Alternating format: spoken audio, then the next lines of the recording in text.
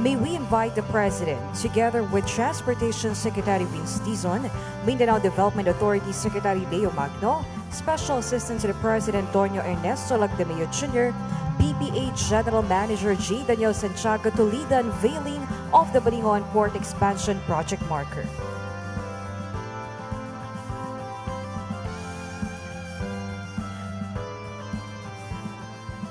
Ready, Mr. President. 1, 2, 3.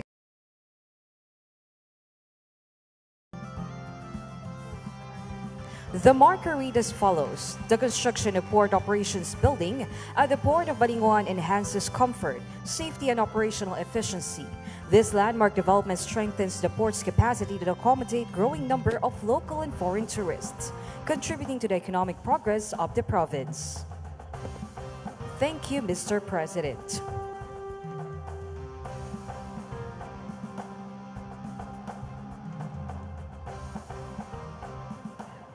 Now may we invite the presidents for a quick tour of the port.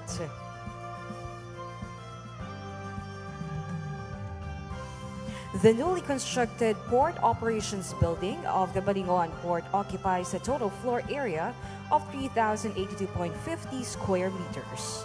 This building, designed with a single level and high ceiling layout, is equipped with modern amenities and houses various facilities to afford utmost comfort, convenience, safety, and security of the seagoing public.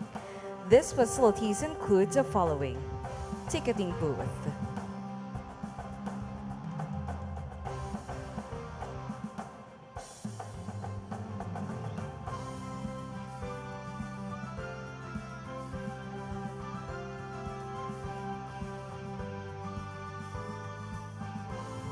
the President is now at the Security Inspection X-ray area.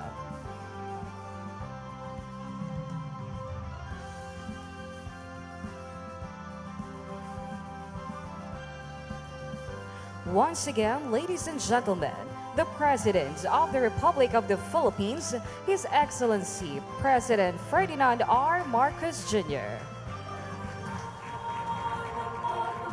The President is now at the kids' playroom.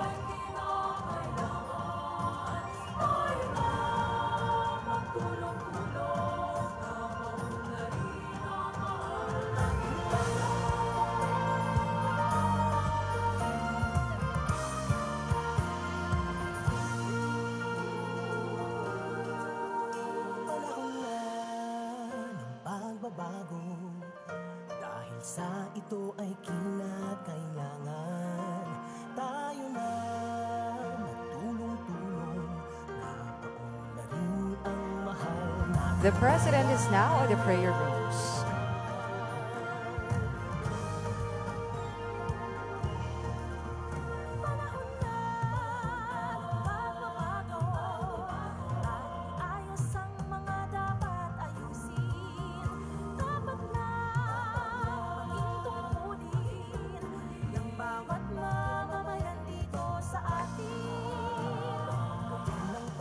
Included in these facilities are the commercial area and the child care room.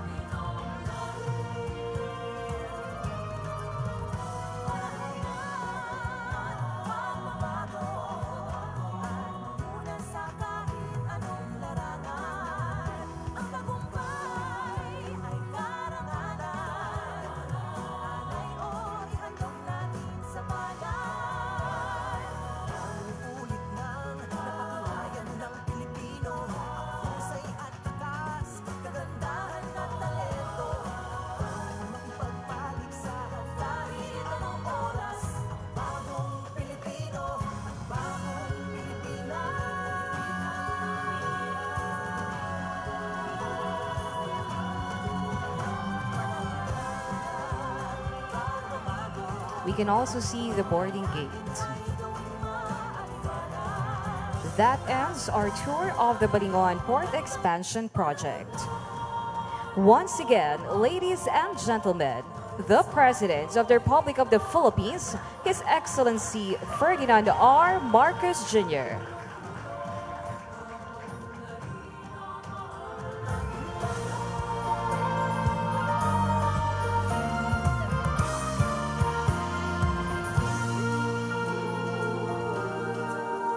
Panahon na ng pagbabago, dahil sa ito ay kinakailangan. We may now be seated. Tayo na magtulong-tulong. Good morning. We are gathered here for the inauguration of Balingon Port Expansion Project.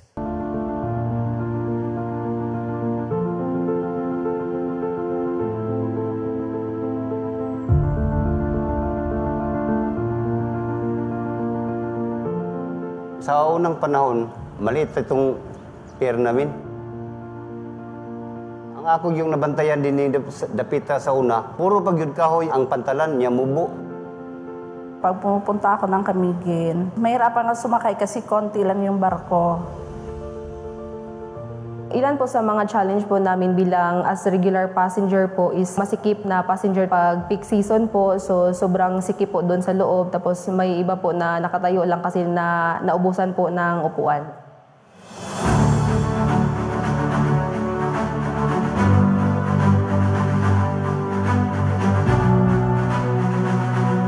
Pagpasok ko, napansin ko kaagad na malawak yung building, tsaka mas marami ng upuan. Yung mga pasahero, komportable na po sila.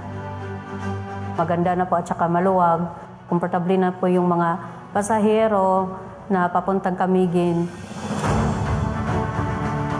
Ang napansin ko po dito sa bagong passenger terminal building is nasusolusyonan po yung masikip na PTB. May aircon na tapos dati wala pa. May nabigay na po sila ng sapat na pasilidad kagaya ng mga upuan, comfort rooms, at saka mga ticketing booths na siyang nagbibigay na at nagpapadali ng proseso sa pagbiyahe. After ng magka-COVID pandemic, we see a resurgence ng tourism industry. The Camiguin province had been so intensive sa kanilang campaign to increase their tourism industry. That's one of the factor na kinoconsider ng PPA para magtayo ng mas bigger na facility to accommodate more passengers at lalong-lalo na mas maging convenient, comfortable at maganda yung biyahe nila. So, nagpasalamat ko nga doon na improvement sa PPS nga pag lambo aron pagdako sa mga building aron ang tanan nga mga pasahero, ingon man mga bisita nato mga turista ma-accommodate sa sulod gid dako naman nga tong pantalan dili para sa una nga gamay. Maraming salamat po talaga kasi nabigyan na po ng maayos at organisadong port ang Balingwan, tapos may komportabling lugar na yung mga pasahero. Maraming salamat po sa Philippine Ports Authority at saka po sa DOTR na nakaprovide po sila dito sa proyekto na to. Kampante na yung pasahero at saka po safety yung pagbiyahe. Nagpapasalamat ako sa Philippine Ports Authority at saka DOTR na nakapagpatayo sila ng ganito kalaking building para sa aming mga pasahero.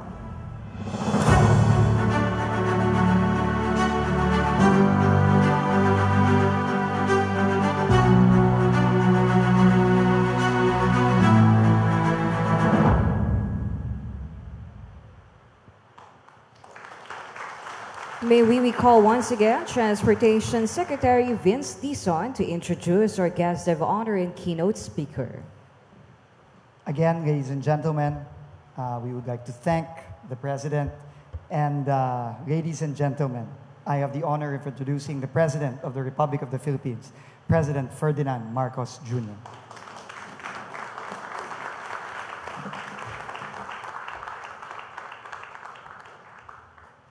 Thank you, DOTR Secretary Vince Dizon, for your kind introduction. Please be seated. The Mindanao Development Authority Secretary Leo Magno, Special Assistant to the President, Secretary Secretary Anton Lagdameo, Communications Secretary J. Ruiz, the Philippine Ports Authority General Manager J. Santiago, Misamis Oriental Provincial Governor Peter Unabia, Misamis Oriental 1st District Representative Christian Unabia, Balinguan Municipal Mayor Eran Umabia, my fellow workers in government, ladies and gentlemen, magandang umaga po sa inyong lahat. Natutuwa akong makita ang sigla, ganda at patuloy na pag-unlad ng Miss Or. Narito kami upang saksihan ang pagbubukas ng mas pinalawak na pantalan ng Balinguan.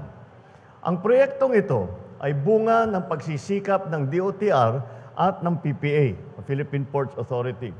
Sa pagtutupad ng kanilang tungkulin, mayroon na tayong mas malawak na backup area, ro-ro ramp at port operations building. Mga pasilidad na tiyak ay makakapagbigay ng mas maayos na daloy ng tao at ng ating mga produkto. Hindi maikaila ang magiging kontribusyon ng Balinguan Port dito sa iyong lalawigan, maging sa karatig probinsya pati. Magbibigay daan ito sa mas mabilis at madaling daloy ng mga produkto at mga tao na siya naman ang magbibigay daan sa pag-uunlad ng kalakalan at turismo sa inyong probinsya at ang mga karatig na lugar at sa buong region. Ang pantalan ng Balinguan ay mahalagang daanan papunta sa Camiguin, na tulad ng Miss Or ay isang napakagandang probinsya rin dahil sa taglay ng mga malakristal na dalampasigan at nakakamanghang tanawin ng mga bulkan. Sa pagsasaayos natin sa pasilidad na ito, asahan natin na lalakas ang turismo, bubuhos ang negosyo, lalago ang ekonomiya, at higit sa lahat, mas gaganda ang kabuhayan ng mga tiga Misamis Oriental. Isa lamang po ito sa aming mga proyekto. Ito yung sa aming mga ginagawa upang gawing makabago ang mga pantalan sa ating kapulungan. Nitong nakaraang taon, natapos natin ang pagpapalawak ng passenger terminal building ng pantalan naman ng Batangas. Sa ngayon, ito ay kayang tumanggap ng hanggang 8,000 pasahero na. Malayo sa dating 2,500 lamang na pasahero na seating capacity nito dati. Nariyan din ang Curimao Port Expansion and Restoration Project doon sa amin, sa Ilocos Norte. Kabilang sa mga layunin ng mga proyektong ito ay ang higit na pagtibayin ang kapasidad ng pantalan para sa operasyon ng mga cruise ship na lubos na makakatulong sa pagpalakas sa turismo ng bawat lalawigan.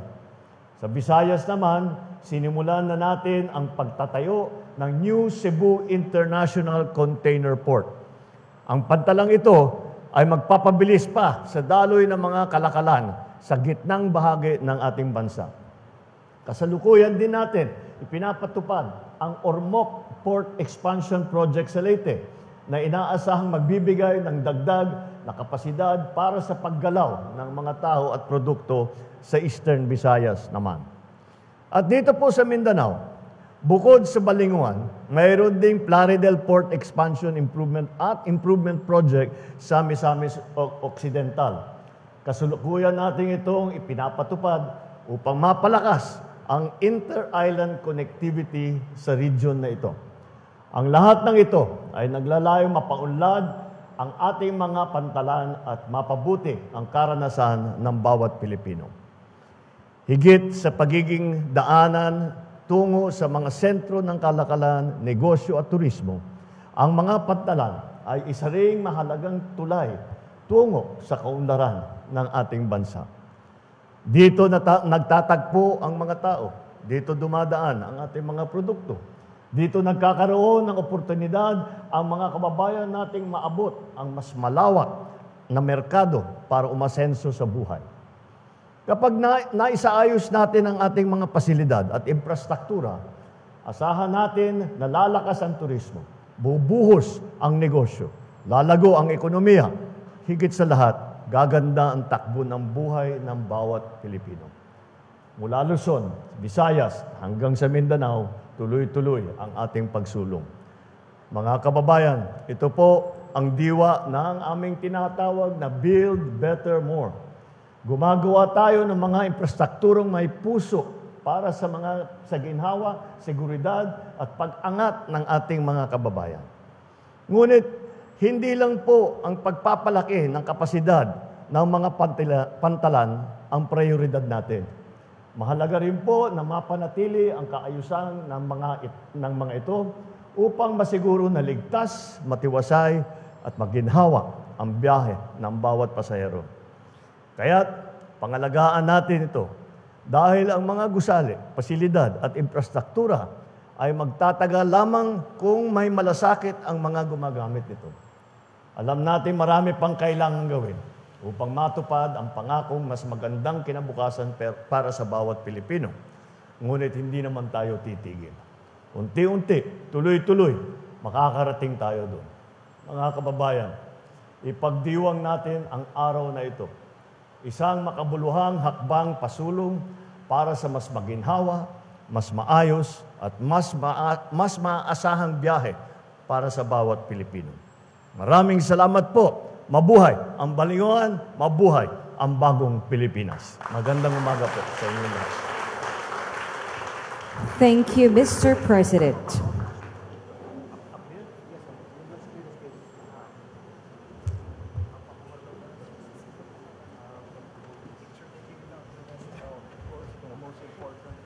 At this point, may we request the President to kindly grant us a photo opportunity.